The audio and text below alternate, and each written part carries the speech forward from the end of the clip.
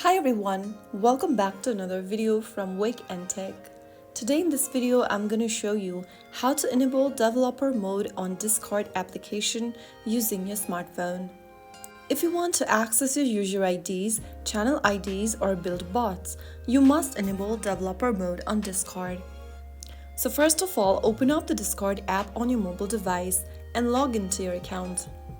Once logged into Discord, click on the U button at the bottom right corner. From the U menu, click on the gear icon at the top right. This will bring up the Settings menu. From the Settings tab, scroll down until you find the Advanced option and tap on it. Under Advanced, toggle on the button right next to Developer Mode.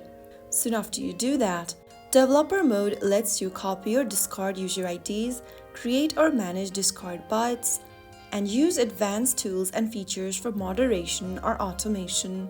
This is especially useful for developers, server admins, and bot creators. That's how you enable developer mode on Discord, easy, quick, and fully up to date. If you found the video helpful, don't forget to like, share, and subscribe to the channel. I will be back again in the next video. Thank you for watching.